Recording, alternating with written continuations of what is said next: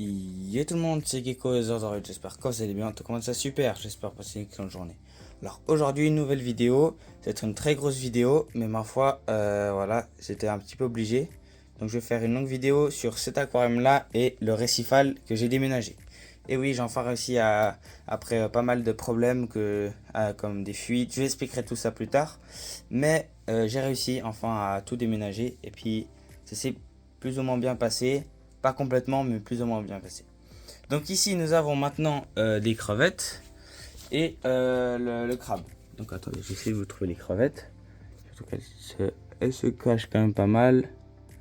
Là, tout à l'heure, j'ai donné une vongole. Puis le crabe l'a mangé. Alors, attendez, on va... Ah bah voilà, regardez. Parfait. Regardez.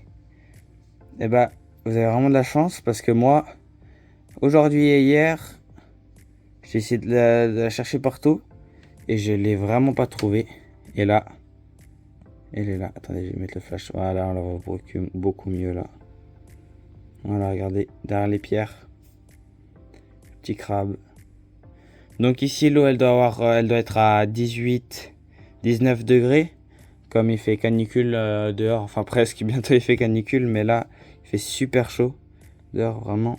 Ici, il fait super frais, comme on a à la buanderie. Et puis voilà. On a le petit crabe, il passera beaucoup mieux l'été ici que dans l'aquarium qui sera à l'étage. Donc voilà. Les crevettes, alors moi j'en vois pas pour le moment. Mais je pense qu'elles doivent se cacher. Alors, où est-ce qu'il pourrait y en avoir une? Ah là, ici. Juste là. Tac, voilà, là où vous la voyez très bien. Donc il y en a 4 comme ça, je veux dire. Donc 3 adultes et une jeune. Donc là on en voit déjà 2. Et les autres, je sais pas où elles sont. Je vais aller racheter des mésis aujourd'hui. Donc je vous refais un petit unboxing. J'espère que j'en aurai à l'intérieur. Donc voilà, on verra tout ça plus tard. Donc voilà. Alors, du coup, je vais vous filmer maintenant ce que je donne à manger pour les poissons, sachant que je dois les nourrir. Ici, j'ai déjà nourri, du coup, c'est tout bon. Mais du coup, ouais, du coup, je vais vous montrer ce que je donne à manger pour nourrir mes poissons. Du coup, voilà. Donc voilà, alors on se retrouve ici, donc c'est juste à côté du congélateur, donc le congélateur il est en bas maintenant. Donc, du coup, ici, nous avons... Alors, j'ai fait un petit mélange moi-même avec... Je vais vous dire tout ce qu'il y a là-dedans. Alors, il y a moules, crevettes, dorades, langoustines, algues, palourdes, vongoles, huîtres et... Ah, il y avait quoi d'autre? Attendez, je vais voir un petit peu dans mes... je crois que c'est tout en fait. Ouais, c'est tout. Donc voilà, donc ça c'est plutôt complet comme nourriture. Du coup, ici après on a un petit peu des morceaux de dorade aussi encore que j'ai. Ici on a encore des morceaux d'huîtres que j'avais. Là, on a nouvelle nourriture pour les poissons. On a ici des algues, laitue de mer et dulce. Ici nous avons des moules, bon, bah, vous les connaissez bien les moules. Je les ai achetées à la poissonnerie, elles sont récentes. Sachant que tous les 8 mois à peu près je vais les changer, celles du congélo parce qu'elles commencent à devenir un peu moins fraîches. Donc voilà. Et les petites vongoles. Voilà. Ouais, les vongoles. Les vongole veraci, comme on dit. Donc c'est celle-ci. Du coup, comme celle-ci, elle pollue quand même pas mal et elles sont déjà là-dedans. Je vais pas les utiliser. Ce que je vais faire, c'est que je vais déjà prendre un morceau du mélange ici, de l'huître. Alors ça, huître, un petit peu de dorade, même si on a déjà là-dedans, et une moule. Vous savez pour qui? Pour l'escargot. Donc voilà, donc on va prendre une coquille de moule, pas trop remplie parce que j'aimerais pas trop polluer le bac. Voilà. Ouais, parfait. Celle-ci, une toute petite moule. Voilà, donc on prend ça. L'escargot et les bernards à l'ermite aussi. Ensuite, du coup, je vais vite remettre tout ça au congélateur. Et du coup, c'est plutôt pratique. J'ai acheté des petites barquettes comme ça. J'en ai, je sais pas, 100, je crois, un truc comme ça. Et puis je peux utiliser un peu pour tout. Bah là j'utilise pour la congélation par exemple. Alors on prend un petit couteau suisse, attention hein. Alors on va couper un petit morceau. Là j'avais déjà commencé à couper ici, vous voyez. Donc, je prends à peu près ça. C'est rien de spécial. Je les mets dans la moule comme ça. Un petit peu. Voilà. Comme ça. En fait, j'essaye de me rapprocher au maximum de vraiment ce qu'il pourrait avoir dans la nature. C'est pour ça que j'ai acheté des nouveaux produits. Donc voilà. On prend... ça c'est plus pour la Chromis. Oui, la Chromis, parce que j'ai une mauvaise nouvelle aussi dans cette vidéo. C'est que le Chromis n'a pas tenu l'acclimatation, c'est mal acclimaté et est malheureusement décédé. Je l'ai retrouvé lundi matin au fond de l'aquarium, toute pâle et qui bougeait plus. J'ai essayé de la mettre à part pour voir. Non, elle était vraiment morte. Et il a commencé à avoir des détritivores dessus, donc je pense qu'il commençait déjà à la manger.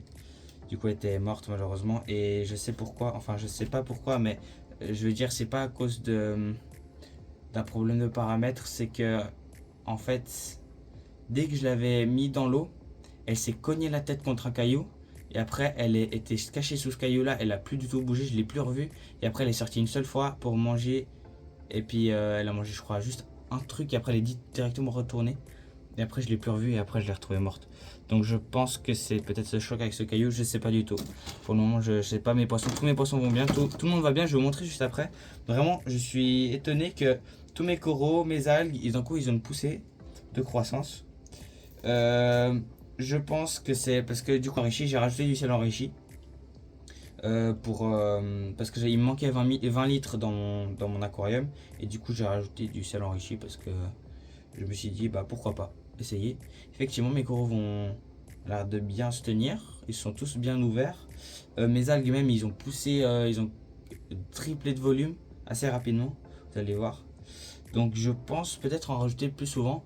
Peut-être faire un changement d'eau, sachant que j'ai presque jamais fait de changement d'eau, à part la fois où j'avais pollué mon bac avec la nourriture de poisson. Je fais jamais de changement d'eau, mais je pense que je vais faire peut-être 5 litres par mois avec ce sel enrichi, qui est Fonamara. Voilà, donc du coup là j'ai fermé, j'ai vraiment pris ça. Voilà, ça les algues je vais fermer aussi. Voilà, on va et puis, ah oui, j'ai oublié encore un truc, c'est qu'il y a encore l'huître à donner. Alors, on va prendre un morceau d'huître. Là, j'avais déjà commencé à couper ici aussi.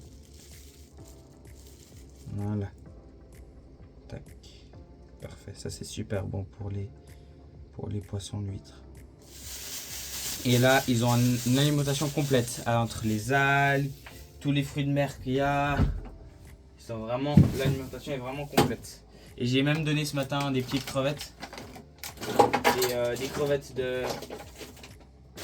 c'est des crevettes comme ça. Crevettes cocktail. Elles sont sans additifs, sans rien, elles sont crues. Et puis je les ai là bien sûr rincées parce qu'il y a quand même des conservateurs dedans, c'est pas très bon. Et puis du coup je les ai donnés et puis ils ont bien aimé. C'est trop cool. Du coup voilà. Donc voilà, donc ça tout ça je vais apporter en haut et puis je vais filmer en haut quand je nourris. Voilà, alors je vais vous montrer juste après l'aquarium en premier, ou quoi que c'est mieux, je vais vous montrer l'aquarium et après on va nourrir. Donc voilà, l'aquarium récifal. Et oui voilà, donc il y a 30 litres de plus que celui que j'avais avant. Donc voilà, c'est là où il y avait, je sais pas si vous vous rappelez la tortue de Floride, j'avais fait une vidéo dessus. Mais c'est il y a 3 ans. Et ben on l'a donné à l'association parce qu'elle commençait à devenir trop grande pour l'aquarium et puis du coup voilà on l'a donné. Du coup voilà, regardez c'est ça que je vous parle les algues. Regardez, bah voilà, ce matin les algues là elles étaient blanches comme celle-ci, vous voyez celle-ci, et c'était comme ça toutes petites et regardez maintenant la taille qu'ils font, c'est juste incroyable. Donc je sais pas si c'est le sel, j'en sais rien franchement, mais du coup je trouve ça incroyable en tout cas pour les algues. Alors, donc vous pouvez voir que j'ai ça et que j'ai ça, ce qui veut dire que j'ai quoi? J'ai un filtre. Et ce filtre-là, il m'a causé des problèmes. J'ai un filtre externe pour aquarium d'eau douce. Et en fait, j'ai eu une fuite qui est toujours là, présente, mais beaucoup moins. Ça me peut-être un verre par 3 jours, un verre d'eau de mer. Donc un verre, c'est peut-être ça. Un verre d'eau de mer par tous les 3 jours, ça me vide. Mais du coup, je la récupère dans ce voilà, regardez, dans cette bassine. Là, je l'ai toujours pas changé depuis que j'ai ce filtre. Du coup, voilà, c'est un filtre externe Crystal Al Profi. Du coup, voilà, avec ici, voilà, du coup, le filtre, avec la mousse, les billes de bactéries et tout ça. Du coup, voilà, c'est ma méthode de filtration et de brassage aussi, du coup. Ça envoie quand même pas mal de brassage. Voilà, regardez les coraux, ils sont super jolis. On les voit bien. Et regardez maintenant, l'arbre du Kenya, il peut vraiment bien s'ouvrir. Avant, il était collé contre la surface de l'eau. Et maintenant, il peut bien s'ouvrir. Regardez même là. Ils sont super jolis. Voilà, les zoanthus. Discosoma aussi, du coup. Juste ici. Il est magnifique. Donc voilà, algues raisin aussi qui pousse plutôt bien. Là, petit escargot. Là-bas, la ponte qui a toujours pas bougé. Du coup, j'ai dû la décoller, c'était plutôt simple. Avec un racleur à vitre. Mais du coup, voilà. Là, l'arbre du Kenya aussi.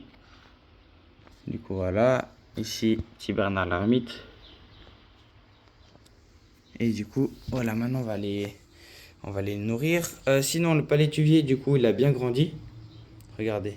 Attendez, je sais pas si on voit mieux depuis là. Voilà. Voilà, regardez, il a vraiment bien grandi.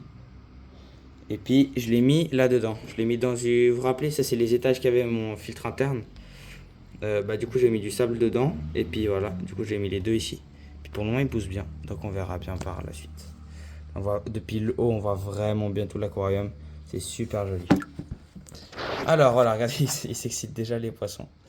Alors, on va donner un petit peu d'algues et d'huîtres pour le moment.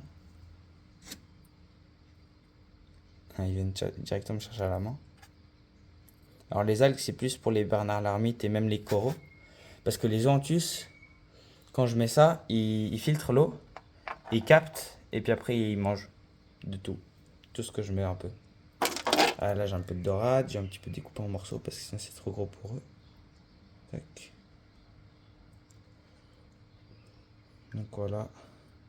Du coup, je pense peut-être acheter une chromis ou deux chromis, comme ça fait un banc de 3. Souvent, on nous conseille de faire un banc de 3 ou de 4. Je verrai parce que du coup, pour le moment, comme. Bon, j'ai que 30 litres en plus, hein, faut se dire. Mais je sais pas, faut voir. Peut-être que ça. 30 litres, ça. Je sais pas, peut-être juste en reprendre un, ça suffirait. Je verrai bien. Voilà, regardez.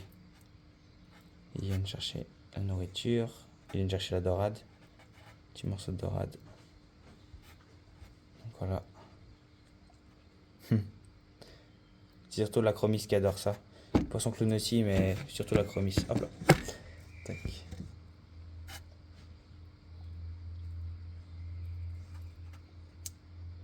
Ah, on voit super bien. C'est super cool. Là, on voit. L'eau, elle est super cristalline. On voit vraiment bien tous les poissons. Voilà. Tac. Alors, maintenant. Maintenant, j'ai encore pas mal de trucs à donner à manger. Alors, peut-être que je vais essayer de poser mon tel comme ça parce que là, il est en train de glisser et j'ai peur qu'il finisse dans l'aquarium. Alors, on va voir. Je vais essayer de découper tout ça. Tac. Voilà. Alors, je vais peut-être donner par là. Ça va envoyer tout.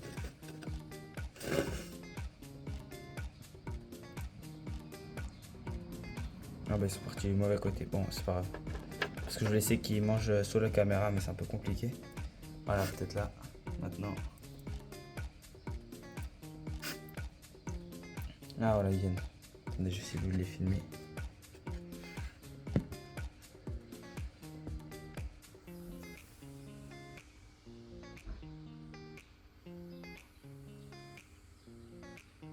Regardez, même les algues, ils les mangent.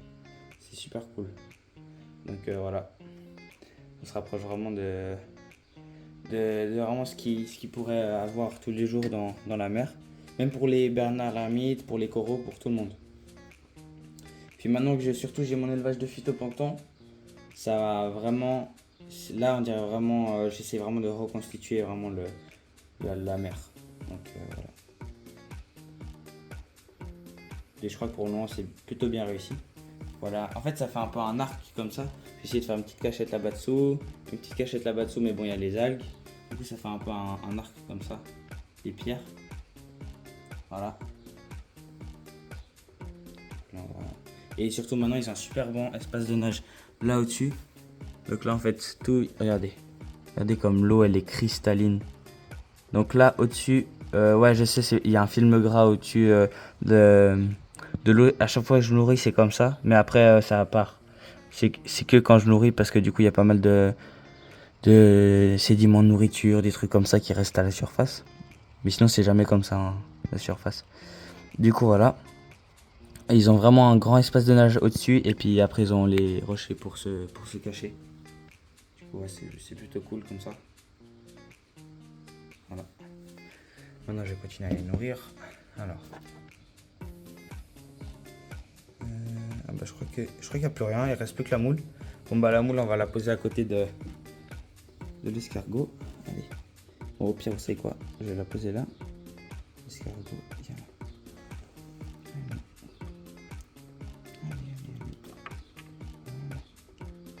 Viens là, regarde ce que je te fais. Un petit cadeau. Je te fais un petit cadeau. Voilà. Tac, maintenant normalement d'ici, je pense que d'ici 5 minutes, même pas 2 minutes, elle va sortir de ses petites coquilles et venir manger la moule.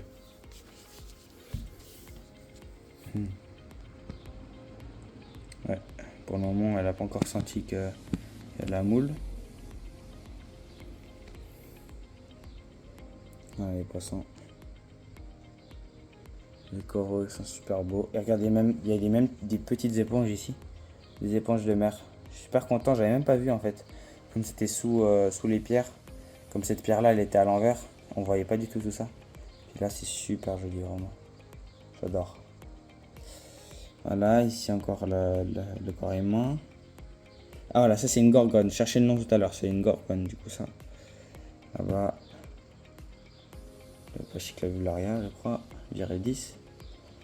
Du coup, tous les algues, je les ai toutes là. Ici, ici, ici. Et là, il y a la Chaetomorpha. Et là derrière, il y a aussi toute la Chaetomorpha. Regardez. Tout là derrière. En fait, comme il y a la pompe ici, bah, du coup, il y a quand même pas mal de brassage aussi ici qui revient.